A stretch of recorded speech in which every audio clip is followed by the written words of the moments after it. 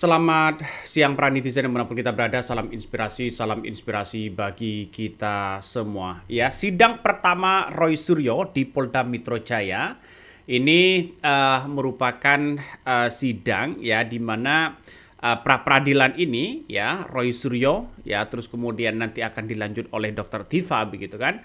Menandakan ada satu titik terang ya di mana Jokowi gelagatnya apakah bisa hadir di persidangan atau tidak begitu. Tapi yang jelas kalau seorang Jokowi ini tidak hadir dua kali saja bisa dipastikan itu adalah gugur begitu.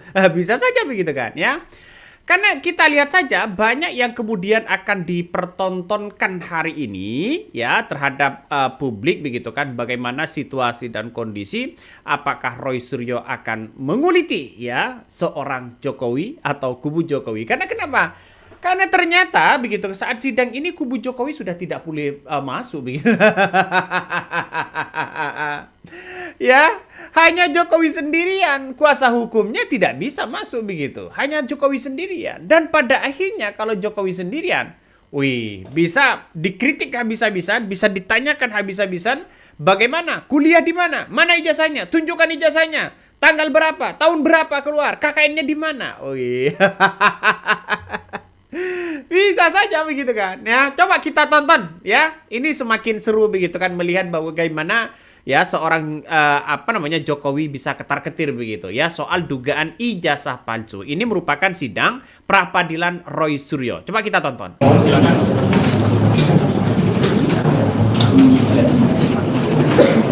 Pak, nanti senggol-senggol.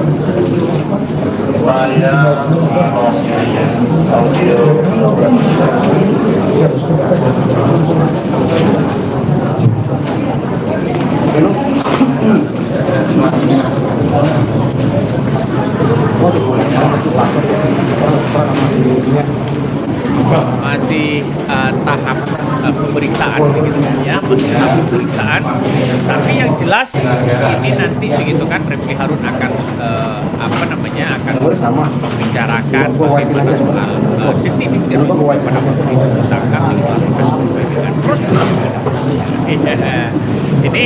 Ini semakin seru lah begitu kan. Termohon yang terdiri dari beberapa orang memaksa masuk ke dalam rumah dengan tanpa izin dan sama sekali tidak memberikan kesempatan atau bertanya kepada pemohon atau istrinya apakah diizinkan untuk masuk atau tidak, dan bagaikan sedang akan melakukan penangkapan terhadap teroris, termohon langsung menyatakan akan melakukan penangkapan terhadap pemohon.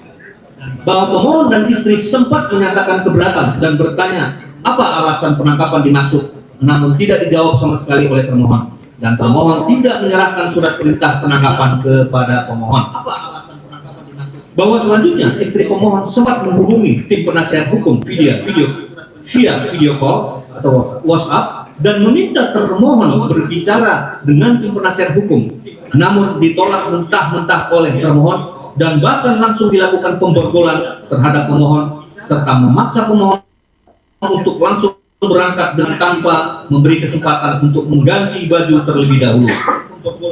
Bahwa setibanya di Mapolda Metro Jaya, tim penasihat hukum berkumpul dan bertanya kepada termohon, apa alasan penangkapan terhadap diri pemohon yang dilakukan seperti penangkapan terhadap teroris tersebut. Namun tidak diperoleh jawaban apapun, dan termohon juga sama sekali tidak menyerahkan surat perintah penangkapan dan atau memperlihatkan surat perintah penggeledahan kepada tim penasihat hukum. Bahwa selanjutnya ternyata termohon menyatakan terhadap diri pemohon telah diterbitkan surat perintah penahanan dengan nomor SP.Han garis 458 garing 6 Romawi garing res titik 1.14 garing 2026 garing Reskrimum garing Polda Metro Jaya dengan tanggal 19 Juli 2026. Dan termohon juga tidak memperlihatkan dan atau menyerahkan surat perintah penahanan dimaksud. Nah, itulah yang kemudian disampaikan oleh Tapi banyak orang yang kemudian mengatakan bahwa saat di persidangan nanti apakah Roy Suryo dengan kawan-kawan mereka begitu kan, apakah bisa apa namanya, membuktikan begitu. Saya kira akan bisa membuktikan begitu kan ya. Karena ini realitasnya banyak sekali yang kemudian kita hari ini begitu yang menjadi tontonan bahwa nampaknya Jokowi gelagatnya apa namanya untuk hadir di persidangan kayaknya agak gimana begitu, agak jauh begitu. Ya, si seorang Jokowi masih sibuk begitu kan, gelagat sana sini begitu ya. Masih turun ke Lampung, masih nuansa-nuansa, ya bisa dikatakan pencitraan. Coba kita tonton ya apa yang disampaikan oleh Majelis Hakim. Khusus itu diabaikan, ya. Petitum ya di perubahan itu di daftar perubahan itu di halaman 3 itu di poin 29 matriks sebelah kiri matriksnya sebelah kanan ada bahwa selain tindakan penyidik yang menjadi objek aku kemudian ada juga pencekalan itu diabaikan saja. Kemudian petitum poin ke-7 halaman 30 yang menjadi menyatakan bahwa tindakan pencekalan dilakukan sudah selesai dan berakhir itu diabaikan saja. Petitum ke-8 memerintahkan termohon tidak membacakan surat dakwaan sebelum ada putusan diabaikan. Nah, itulah yang kemudian disampaikan oleh Majelis Hakim. Tapi kan kemudian sekarang ini Roy Suryo begitu lagi menjadi apa namanya, menjadi artis ya, menjadi perhitungan bagi oleh mereka begitu, karena Roy Suryo ketika datang itu banyak orang yang menyambut dan banyak orang yang mendukung begitu kan. Ada apa ini? Dalam detik-detik di persidangan, bisakah Jokowi hadir? Bisakah seorang Jokowi bisa hadir atau tidak begitu kan? Ini kan menjadi catatan penting kepada kita bahwa hukum itu ya harus hadir begitu kan, harus hadir di situ. Nggak tahu lagi nanti begitu kan ya. Apakah Roy Suryo ini apa namanya? Apakah seorang Jokowi ini akan hadir di situ atau tidak? Tapi kabarnya ini ya, Roy Suryo seorang Jokowi kabarnya begitu kan ya. Apa namanya? Mengatakan, Roy Suryo mengatakan bahwa Jokowi kabarnya akan hadir di persidangan, kabarnya lewat Zoom begitu. Benar nggak lewat Zoom? Kalau memang dia lewat Zoom, maka kemudian begitu seorang Jokowi takut mau bertemu dengan Roy Suryo, ya? Atau jangan-jangan bisa saja begitu kan ingin mau damai atau bagaimana? Sangat disayangkan. Coba kita tonton begitu kan ya apa yang kemudian disampaikan Roy Suryo dengan kawan-kawannya. Seperti ini. Checking mic, aman, checking mic. Enggak. Kan sehat mas. Mic. Mulai ya. Bismillahirrahmanirrahim. Assalamualaikum warahmatullahi wabarakatuh. Ya, pertama-tama kita aturkan terima kasih dan rasa syukur kita kepada Tuhan Yang Maha Kuasa, Allah Subhanahu wa taala yang telah mengizinkan kita semua ya menjalankan sidang pra peradilan yang pertama ini alhamdulillah dengan lancar dan tanpa kurang suatu apa. Yang kedua, kita aturkan terima kasih kepada Pengadilan Negeri Jakarta Selatan yang dengan hakim tunggalnya tadi telah memulai persidangan dan dibantu dengan semua stafnya dengan baik, dan insya Allah itu akan memudahkan semua proses kasus ini. Kemudian selanjutnya kami juga mengaturkan terima kasih dan apresiasi sebesar-besarnya kepada termohon ya, dalam hal ini Polda Metro Jaya yang diwakili kuasa hukumnya yang telah hadir dan kemudian mendengarkan dengan sangat baik dan kemudian juga bersedia untuk menjalankan agenda sidang sesuai dengan apa yang tadi telah dibacakan oleh Hakim Tunggal, yaitu besok pagi Polda Metro Jaya harus menyampaikan jawabannya. Kami juga mengaturkan terima kasih dan sebesar-besarnya ucapan kepada Kejaksaan Negeri Jakarta Selatan, tadi diwakili juga oleh Pak Eko, Ibu Putri, dan satu lagi saya kurang tahu siapa namanya ya, Pak Jaksa, yang juga telah hadir selaku turut termohon, dan itu luar biasa, bagus sekali. Jadi termohon dan turut termohon hadir.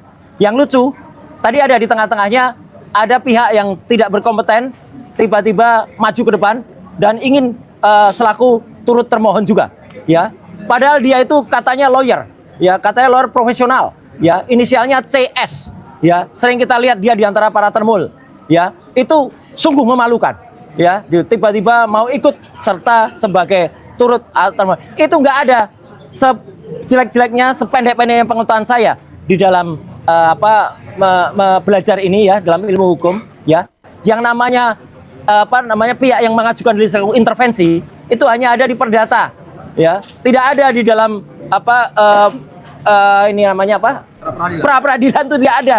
Belajar di mana itu saudara CS itu ya gitu, yang kemudian saya sudah lihat sering sekali berkuar-kuar dengan di samping para termul itu ya gitu. Jadi itu yang terjadi. Jadi ada pihak yang kita apresiasi dan ada pihak yang kita permalukannya. Sayang saya tidak menggunakan kaos yang biasanya tertulis malu bro. Kalau ada saya buka kaosnya, saya tuliskan itu malu bro kayak gitu tuh ya. Udah katanya belajar selaku kuasa hukum merah putih ya, merah putih biru hitam itu namanya ya, nggak jelas itu. Dan tadi intinya sudah dilakukan pembacaan apa yang kita harapkan nanti secara detail ya, kemudian apa yang kita lakukan, petitum dan juga positanya juga nanti akan disampaikan oleh kuasa hukum saya ya, ada Pak Refli Harun, ada juga Pak Gafur Sangadi dan juga tadi beberapa yang ada, dan kita sudah sampaikan apa yang kita mohonkan di dalam pra peradilan ini. Intinya adalah tentang tindakan penangkapan kemudian upaya penahanan yang tidak sesuai dengan hukum yang ada. Tadi secara detail disampaikan, tidak adanya izin dari RT RW, tidak adanya pemberitaan atau penetapan dari pengadilan, kemudian dilakukan dengan tidak sesuai dengan KUHP yang baru ya, kemudian tidak juga dilakukan sesuai dengan peraturan perundang-undangan yang berlaku. Jadi alhamdulillah tadi juga Hakim Tunggal mengatakan proses ini akan berlangsung dengan cepat ya, insya Allah akan berlangsung selama 7 hari kalender ya, 7 hari kerja, 7 hari kerja, sehingga besok akan langsung dinyatakan jawaban dari Polda. Kemudian juga kalau ada replik besok juga akan kita sampaikan, duplik besok juga akan kita sampaikan. Selanjutnya proses akan berlangsung dan insya Allah putusannya, insya Allah ya, kalau saya tidak salah tadi mohon dikoreksi, tanggal 7 Juli, tanggal 7 Juli tahun 2026. Kami mohon kepada masyarakat, intinya begini, sebelum ada pertanyaan, kenapa saya mengajukan ini? Kami mengajukan ini bukan hanya untuk kami pribadi. Kami mengajukan ini untuk seluruh rakyat Indonesia. Agar kesewenang-wenangan dan kebrutalan yang terjadi pada saat penangkapan, penahanan itu tidak terulang lagi. Kalaupun ada, ini yang terakhir yang saya alami. Ya, seorang yang hanya kemudian dituduh melakukan pencemaran nama baik dan juga kemudian fitnah, dan itu pun belum terbukti, ya sudah dilakukan upaya penangkapan yang brutal. Penangkapan yang luar biasa jahat ya, penangkapan yang tidak sesuai dengan undang-undang yang ada. Jadi itu yang inti yang ingin saya sampaikan. Mohon maaf saya secara detail hukum mungkin nanti akan disampaikan oleh kuasa hukum saya, dan nanti setelah kuasa hukum nanti kesimpulannya saya ingin memberikan satu pesan. Silakan Pak Gafur dulu, silakan. Ya, sudah di depan. Ya. Terima kasih Mas Roy, Bang Ya. Refli izin. Ya. Jadi perlu kami update sedikit bahwa permohonan pra peradilan telah disampaikan secara terbuka dan sah di hadapan Hakim Tunggal, Ya. di hadapan termohon Polda Metro Jaya dan turut termohon adalah pihak dari Kejaksaan. Dan kejaksaannya adalah Kejaksaan Tinggi DKI Jakarta dan Kejaksaan Negeri Jakarta Selatan. Kami dengan membacakan permohonan pra peradilan tadi, maka terjawablah sudah bahwa ada desas-desus kami menarik Bapak Presiden Prabowo, pemerintah Republik Indonesia, ternyata itu tidak tepat ya, itu tidak sesuai dengan yang sebenarnya terjadi dalam persidangan pra peradilan. Kemudian yang kedua, alasan-alasan permohonan saya kira nanti bisa dijelaskan lebih komprehensif oleh Bang Refli. Tetapi yang pasti adalah hari ini kami menyampaikan apresiasi yang luar biasa kepada pihak Pengadilan Negeri Jakarta Selatan, kemudian juga termohon Polda Metro Jaya dan Kejaksaan, sehingga besok akan dilanjutkan dengan agenda penyampaian jawaban dari termohon. Ya, kalau turut termohon, saya kira tidak perlu dia menjawab. Ya. Karena pokok perkara yang tadi diperiksa berdasarkan permohonan kami itu tidak berhubungan dengan kewenangan daripada Kejaksaan, sehingga nanti besok itu hanya dijawab oleh pihak Polda Metro Jaya. Kemudian besok juga begitu disampaikan jawaban, kami secara simultan akan langsung menyampaikan replik ya. Jadi kami akan minta kepada hakim supaya sidang diskor dulu beberapa jam.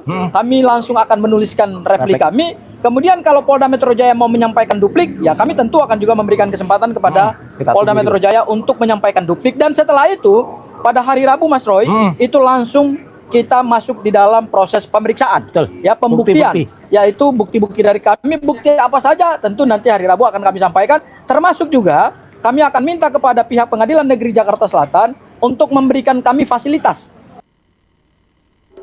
Nah, itulah yang kemudian ya disampaikan oleh oleh kuasa hukum dari Roy Suryo.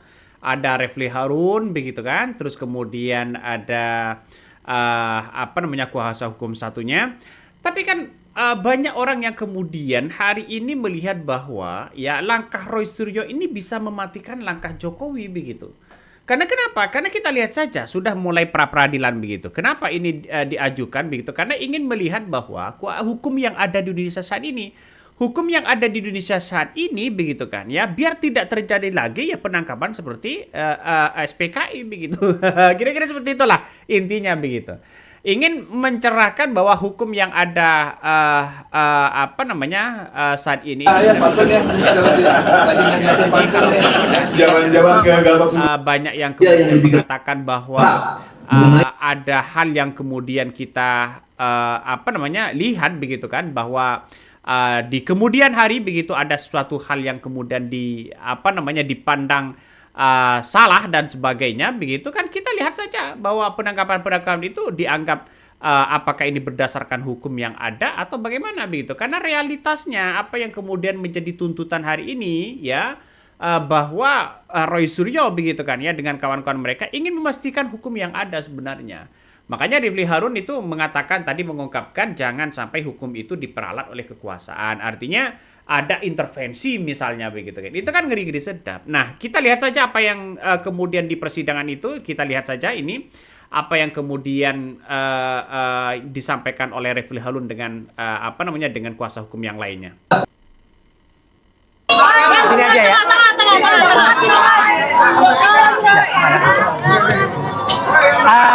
Agak tunduk. Iya.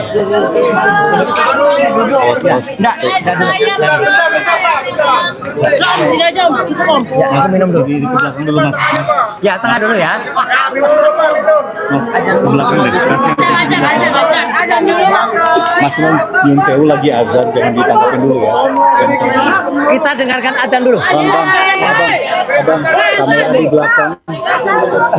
Teman-teman, ini ada kamera juga di belakang, jadi mohon maaf yang di depan handphonenya jangan terlalu tinggi ya. Mengganggu nggak? Kena bang. Kena nggak? Masih kena nggak? baru Magnet. Nah, itulah yang kemudian ya yang masih suasana suasana di mana Roy Suryo ini masih diminta jumpa persnya begitu kan.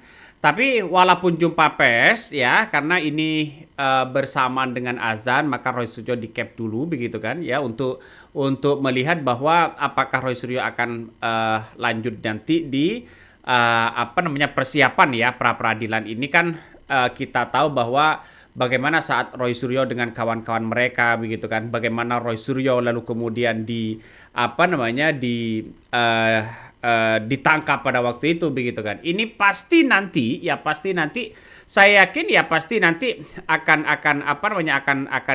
semakin seru begitu kan ya, karena tuntutan ini tidak lepas dari sebuah peristiwa di mana Roy Suryo ketika ditangkap kabarnya ayo berangkat, kira-kira seperti itu begitu kan. Ini yang kemudian sangat-sangat disesalkan begitu kan oleh Roy Suryo dengan kawan-kawannya begitu, karena kita tahu bahwa Roy Suryo selama ini sudah dianggap kooperatif begitu kan ya, dianggap tidak kemana-mana dan kemudian tidak kabur dan sebagainya begitu. Kalau toh pada hakikatnya kabur, saya kira Roy Suryo begitu tidak mungkin lah begitu kan ya kabur begitu. Kenapa? Kok penangkapan kok seperti itu begitu. Coba kita tonton lagi begitu kan ya apa yang kemudian disampaikan dalam beberapa media. Coba kita tonton.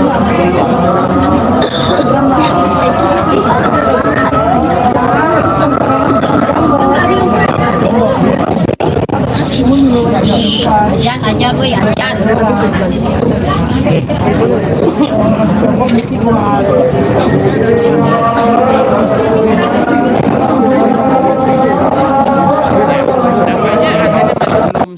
Nampaknya azannya masih belum selesai, tapi kita tunggu begitu kan ya. Roy Suryo akan memberikan satu penjelasan ya kepada awak media begitu.